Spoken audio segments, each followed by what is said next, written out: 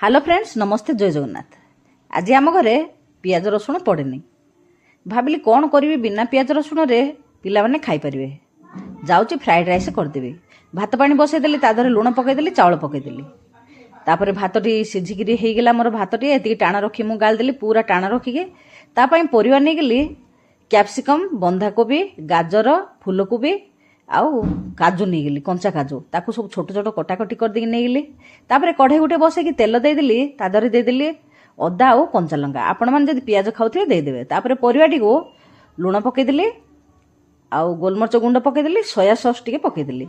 पूरा सिझेनी मु परिवा, अधा सिझारे ही भातटी पकईदेली। कहीं आदहरे अधा सिझा रही ही भल लगे, परिवाटी टिके कंचा थिले ही भल लगे। तापर मोर हो जाइथिला फ्राइड राइस।